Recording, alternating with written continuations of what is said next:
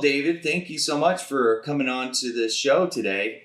Well, thanks, Jordan. Because it is the first episode. It's not like anything really cool, but Absolutely, it'll get there for sure. So, as I said before, first thing I want to ask is what got you into law enforcement? Kind of give us a little brief background into, that. Well, initially, my passion to help people and to be a defender comes through childhood. I am the oldest of 5 siblings, and my dad tells me in my adult years that even as a child, I pretended oftentimes to be the police. I found myself growing up and really watching police officers, both black and white, down through the years, observing them, what their purpose was. So before I really understood the actual definition of a police officer's duties, I had pretty much made an observation that the primary reason that police are there is to protect the public, i.e. me as a young person, from evil. And that's kind of a central theme growing up for kids when you get involved with the characters, cartoon characters, and certainly your Batmans, your Supermans, and your superheroes. Their central theme was that there was a constant battle between good and evil. And of course, most of the time, young boys always want to be the good guys. And then there's some that say, hey, I want to be the bad guy. So I found myself always wanting to be on the right side of the law. Even in playing, I wanted to be on the right side of the law. Well, that was a really great story. You know how life throws us curveballs, David. Me growing up as a kid, I wanted to be a fighter pilot. And I of course, I'm not in here doing podcasts. Yes. So even though you had a real passion early on for law enforcement, did you end up doing something else before you actually went into law enforcement? Yes, I did. Even though I saw a lot of things that were super good that law enforcement did, as I got older, I saw law enforcement in sometimes a not so positive light. I grew up in the 60s and the 70s as a teenager and adolescent and teenager. During the 60s, of course, that was at the peak of the civil rights movement. And during the 70s, our community actually experienced a couple of race riots that sounded off incidents of societal problems like racism, economic disadvantage, communities having to survive, try to be resilient during turbulent times. And then the challenge of educating our young people under coming out of Jim Crow laws. So there were a lot of reasons why my desire to be a police officer might not have been popular among a lot of people. There were stories about people being beaten in jail and made to confess to things that they didn't do. And there were incidents whereas the fleeing felon law in the 70s was used to justify the shooting of unarmed, predominantly black men, because it was very seldom you heard of white males getting shot fleeing from the scene of a felony. And so those things were reasons why probably the last thing you want to do is to go into law enforcement when a lot of the public perceptions were that it's a corrupt organization. So again, going back, looking at the different people I encountered, there was a young man by the name of Jim when I was 14 years old that he was at the scene of a funeral. And of course I came outside and he introduced himself as Jim, and he asked me what was my name. I told him my name was David, and he asked me how old I was. And when I told him, he says, "Man, you're going to be soon driving." Have you started to learn? Have you started to study for your learner's permit? And I said, "Well, no, sir, I haven't." He says, "Well, do you have a driver's handbook?" And I said, no, sir, I don't. He said, well, let me see if I have one. So he was riding one of those 3-wheel motorcycles that they used back then to do traffic funeral escorts. So he grabbed the driver's handbook and he says, well, here, I'm going to give you this and I want you to start studying for that exam. Well, this is a positive engagement between a police officer and a young black kid that has been told that in many instances that police will shoot you for nothing and police will take you down to the station and make you confess to something that you didn't do. So here he showed me a different side, and what he was more engaging, he did more engaging in that small window frame of time than I had ever been engaged in with a law enforcement officer. And that's something really, really great too, because you kind of think about it, the impact that one law enforcement officer, like, Yes. that is, noble and like, just an all around good person, and how that can have such a big impact on someone who's basically your whole life, your culture, Right. they told you that they were no good to you, or that they were. Because I feel like in different cultures, people, the perception of law enforcement is they are the enemy, and it's hard not to argue with that, because you see, so especially in today, this day and age, I used this analogy once, like police officers or law enforcement officers they're almost like when you go to Wendy's and you're trying to get a cup of chili, and they're almost like, why are you bothering me with this? That's how every single time I've had engagement with law enforcement is always like, why are you wasting my time? Like, you get what I'm saying? Right. And there wasn't a nobility to it. So, right. And it's really interesting how that one experience kind of just. Well, and prior to that, the 2 law enforcement officers I had come in contact with on a more personal basis was once in Huntington, West Virginia, where my cousin's husband was a police officer then, until they moved from Huntington, West Virginia to Cleveland, Ohio. The other officer, black officer, was he's now retired, Houston Harris, with the Escambia County Sheriff Department. And he came out one day, he had gotten a complaint about someone's animal being stolen. And so he started to ask the children in the neighborhood. And of course, having that positive interaction with him was great, but it was just he was on a call and we had a conversation, and it showed me, again, a police officer in a positive light, just like my cousin in New Jersey. On his breaks, he would come by the house. And so, I saw him as a human being, not only as a human being, but a person that looked like me. So when I met later on he became Sergeant James Holman, but he was Jim at the time.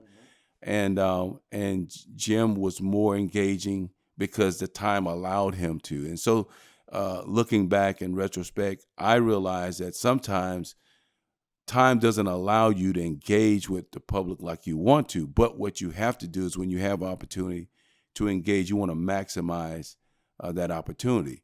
And so, and what it did is, see, there were incidents where injustices were being carried out. We cannot deny that. Historically, a lot of times police officers and police departments are used to further different political agendas, which is why my platform is professionalism over politics. Because what I've learned over my career is that when police officers engage in the professional level of activity, then it's not just about safety and security, but it's about services. Sometimes providing the right information across the population of people that you serve presents you as a professional, and you're not just picking and choosing who you would share that information with.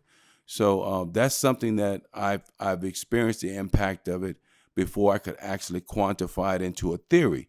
There is a positive contact theory out there that says that more frequently you have positive contact between 2 different groups of people, that you minimize the likelihood of negativity being what they draw from. So in other words, the more positive interaction you can get between the races of people, and especially with the races of people in law enforcement, you actually counter the negativity that may come out of some issues or some incidents that may make public media and go viral. So I didn't know that initially, but looking back, this theory was being lived out in the lives of a lot of people, and so that's why today I really would like to create more opportunities for people to know law enforcement and what law enforcement is all about, so they can support good law enforcement services, and at the same time, when there's an expectation for accountability, they will know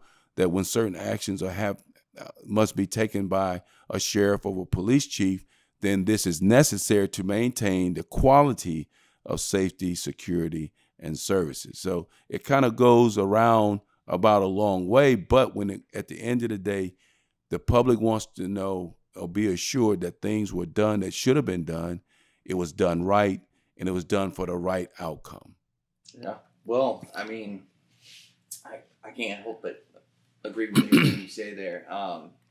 And even though my finite knowledge of law enforcement, I had a little bit of an eye into it growing up because my father was a correctional officer. Mm-hmm. So it's like a different thing. But he did a lot of stuff. He was like the weapons safety officer. Mm-hmm. He like did all the training for him. He did a whole bunch of stuff. But right. But imagine if he didn't do the training properly. Yeah. Then you would have improperly trained corrections officers, and when something goes wrong, they say, well, they need training, but that should be a part of the development of your officers on the job. Yeah. So there are some things in corrections and law enforcement that are pretty much consistent, like as they are in other professions, and it's what the citizens or the public would expect out of a professionally run police agency. Yeah, it would. Yeah, he'd be in hot water if he teach them how to fire their weapons correctly. That would be a big issue. But, yes. Talking about all that, let's get into you're running for sheriff. Yes. Okay. So I want to know what was the push, because we know pretty much anybody that's watching this, they know a little bit of your background, know that you were a chief of police for the PPD, and what after you left there, you retired, all that stuff. What kind of made you want to get back into it? Kind of tell us your passion behind that. So okay, well, my passion really is to make Escambia County, Pensacola-Escambia County, the best place to live, and to see the quality of law enforcement services such that the businesses, growth and development, families, and the preservation of history and neighborhoods will thrive because you have good public safety in that area that's responsive, got their ears to the ground. Also, an agency that's forward thinking. I think that's critical now. I said, to do things the way you've always done it and expect people to comply and things to change is just an unreasonable expectation. Forward thinking, let's look at new ways to do things. Let's look at better ways. Let's make sure we're investing our time, money, and the public's tax dollars into the right directions for the right reasons and for the right outcome. And I believe when we do that, we're going to be a better, resilient, a very strong community. And you'll find that no matter what we're going through, we will be able to get through it. And sometimes that's the hope that people need right now. And I believe that even with the current environment, people are looking for messages of hope and a history. And so my history, I've been in leadership. I've been left to run the department by the opponent that I'm running against. I served as a captain for 16 years. And as a captain, I think half of that time was spent as a senior captain. So I spent a lot of times in leadership. As a senior captain, we didn't have assistant chief of police under my predecessor's regime. We had 4 captains and of course the chief.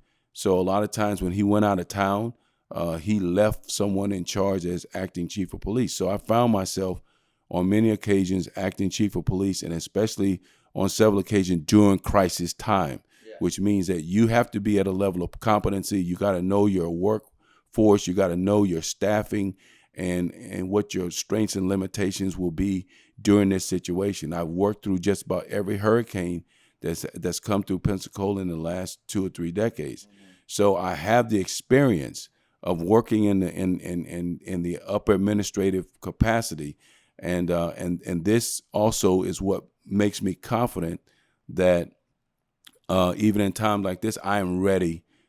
I've been prepared, and I'm ready to take the helm of the leadership position at the sheriff department. So I really believe that right now the timing is right. There's definitely a need for change in leadership, a need for change in the direction that our department is going. We're losing far too many people to other agencies that they're seeking better pay, or they're just seeking an environment that provides the fairness that I think everybody in the workforce is looking for. So if you watch the news in the last 4 or 5 years, you see that there's been an increased concern for issues of integrity, issues of accountability, issues of fairness in the department.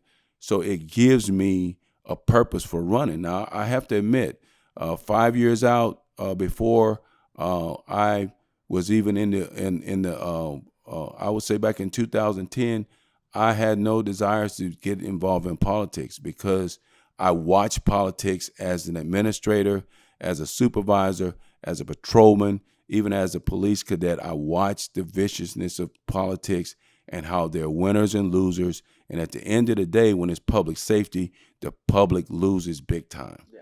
And so the problems don't go away. They just build interest. And when they manifest themselves later on, they're worse than they ever were. And it's because either the job wasn't finished or at some point politics played into it. And now there's a whole different direction. So it has given cause. And I definitely, when I realized there was a call on my life to go higher in law enforcement, then I knew it's just a matter of time. I was approached in 2016 about running as a sheriff candidate, but I was in the midst of finishing my career with the city, and I believed that every bit of that time and the things I was dealing with would be critical to me being able to move forward and to become the sheriff of Escambia County. So that's kind of how it come up to this, and certainly my platform, as you heard me restate and state again, is professionalism over politics. And when you hear about the things that I've actually seen and experienced, it gives cause to me being here. Yeah, and I was just about to say, when you explained that, it really kind of hit me. It was like a lightning bolt. It's like, bing, I got the, like it made sense, you know? And that whole professionalism over politics, because what we need is not someone who's going to be a politician. Because I think even in our climate as Americans, in a national sense, has gotten us in messes because because of politics. And politics is something that I believe hinders things more often than not, than basically get things done. And that's what we've had for the last, I don't even know, 10, 14. I remember that I was a kid when McNesby was the sheriff, and he, then what's his face, Morgan, won, and I was a kid. You know? And now I'm grown. I'm almost 30 years old. Got 4 kids myself, and it's still been David Morgan, and I think it's really time for a change, because there's, when you see a sheriff's deputy, you should almost feel like that's an advocate, someone that's going to be there to help you through something, or basically a friendly face. Yes, and when you were saying that, there has to be a distinction between what's acceptable and what's unacceptable behavior. And certainly public safety, first responders are in a leadership position to kind of model what that looks like. And certainly that means the trust level has to be at a very high professional level in order for the public to be able to see that. You got to be able to live out what you say you believe in. Yeah. And so in the agency, they have to be able to say, well, he's a fair person, and he doesn't play favoritism. These are things that will kill the morale of any agency, and certainly in a community where the way justice is administered, it would kill the morale and the actual strength of that community. So I really believe that my running as a candidate and my becoming the next sheriff is going to be a blessing to the entire county, no matter what your partisanship may be. Absolutely. And just like you said, what your partisan may be, another thing that I believe is a big issue, and even on a national level, is the the incredible divide between Republican and Democrat. And by the time that, in the little bit of time I've gotten to know you, is you you you don't really follow that line, you know. Because to me, I think it's a very important thing to that people know that it's not, if you're a Republican or you're a Democrat, doesn't matter. You know, you're here to help all of Pensacola, just regardless Right. of what your political party is. And I think that's something refreshing that we need, because it's something we're not used to. Well, and we have to look at it like this: when you call 911, they don't ask you what your partisanship is. They ask you, what is your emergency? Mm-hmm. And when you say, we need the police, you don't say to them, I need a Republican police officer, I need a Democratic police officer, I need a white officer, I need a black officer. You say, help me, we need the police, or we need rescue, or we need the firefighters. So why in the world, when it comes down to public safety, should that even matter? Exactly. So sometimes we can allow public or societal issues start to invade areas where we don't need that. And that's where I stand firm that my partisanship shouldn't have any bearing on whether I'm the best choice for the job. What you should seek to know is, what have I done that had brought me to this point and that have given rise to me to run for this position. This is a noble position. It's a position of a lot of responsibility. It's the position of an enormous amount of trust that has to be given to the person in this position. And when they vote in a sheriff, they're making a very profound statement. Every one of them that vote for this elected official, they're making a profound statement that they'll have to live with. And one of the things that I found in the arena of politics is there has to be somebody you blame for it. And certainly one thing that would destroy the unity or the cohesiveness of a community is when a lot of time is spent playing the blame game. There are issues in our community that parallels national issues, statewide issues. And certainly these issues also become politically driven, politically charged. But when you take social issues in a community and you use it as a weapon to create a divide in that community, and what you just did is that you're going to constantly put the community in a position where when things go wrong, the issue is not going to be whether it was done right or not. It's going to be who was responsible for. Was it the Republicans, the Democrats, the independent, or the non-party affiliates? There's always going to be an attempt to blame someone rather than holding everyone accountable for what they should do given the same opportunity to respond. So that's why you see, again, it give rise to my platform about things being done fair. Fair and impartial policing, fair and impartial justice should be something that's a matter of public policy and public procedures. So, but when it doesn't happen, then again, you're going to see the ugliness, the viciousness of politics. I remember as a patrolman, there was a judge's race, and there were criminal charges filed because candidates was tearing down each other's sign, and it just went too far. And as a young officer, I was looking at it, I was saying to myself, you got to be kidding me. These are professional people that are running for positions of public trust. How much trust can I have in a person that's really doing things that will question their ethics, their integrity? So even in today's race, I mean, you find things being done maliciously, and you say to yourself, man, I refuse to be dragged down that low to play tit for tat. I really believe that my career speaks for itself. I didn't indulge myself in just trying to be man pleasers, but I wanted to make sure that I went on the record every time for doing things right, doing it for the right reason, and doing it for the right outcome. And I can ride in neighborhoods and see fruits of my labor. Yeah. I can go into various parts of the community where the wealthy live, where the middle class live, and even where the poor live, and see people that have been impacted by the level of professionalism and integrity and accountability and fairness that I exercise in my duties.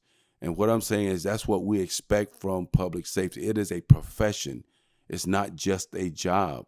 And when we start treating it like a profession, we'll be able to recruit officers from our community, and they will be committed to doing the job right because they know that there's a community out there that support them 100% and that they're counting on him and mandating them to do it right.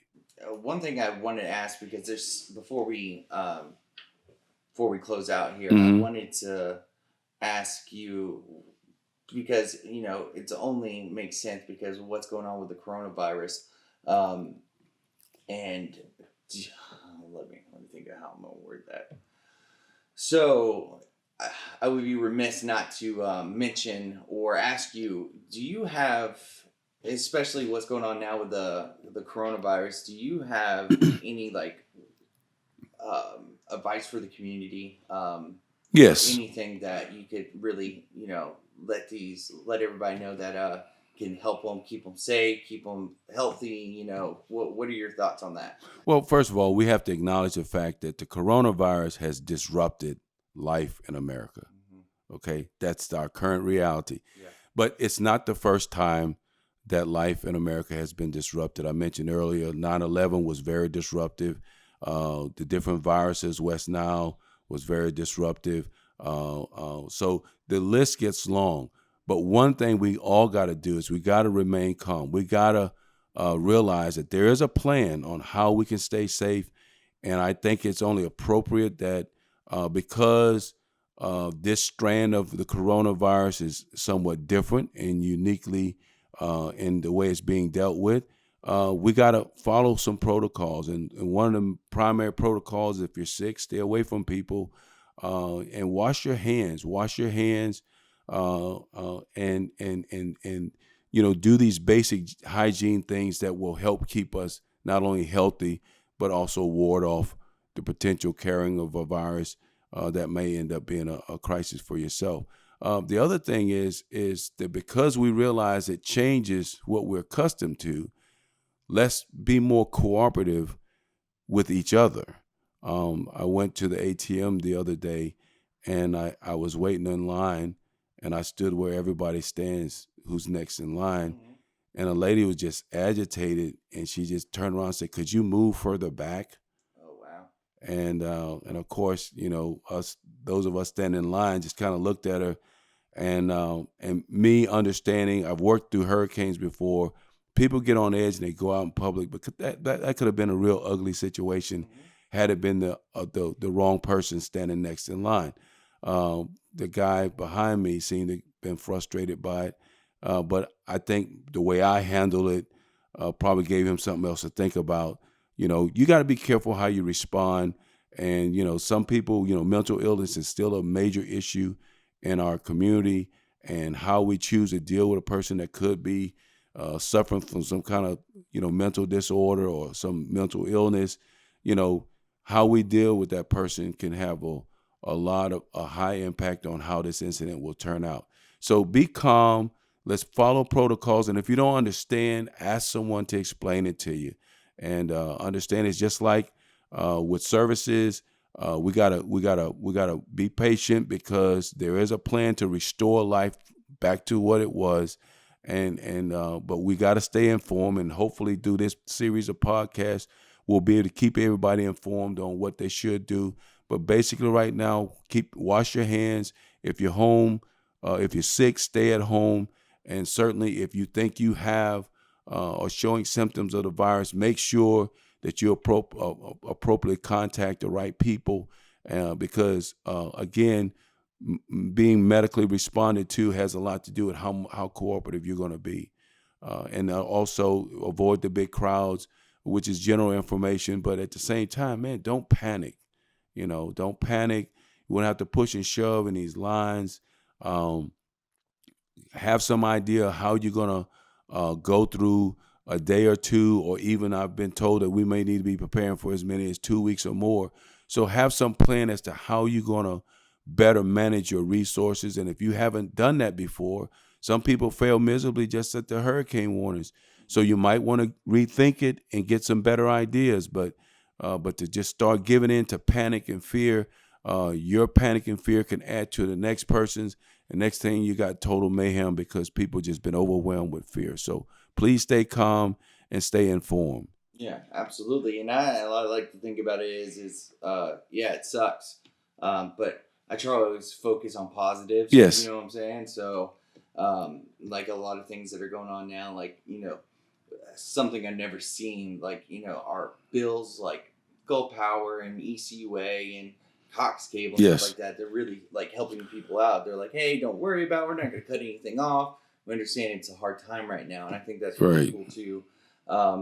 But before we get out of here, I wanted to ask you, what is there anything you want to say to the listeners or the viewers? Is there anything you guys are doing right now, or if there's any way that the audience can help you guys, or what do you have anything like that?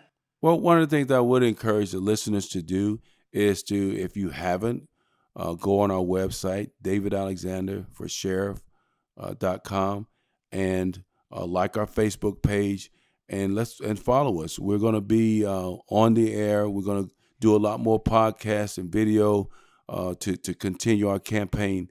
We're going to reach the voting public one way or the other, and we will be engaging in radio and TV, trying to make sure we maximize the opportunity that's presented to us. But follow us, and certainly if you are supporting our campaign, we'd like for you to donate. You can go online and donate on our website through PayPal, or if you want to mail us a donation, we can give you the address to mail it to us.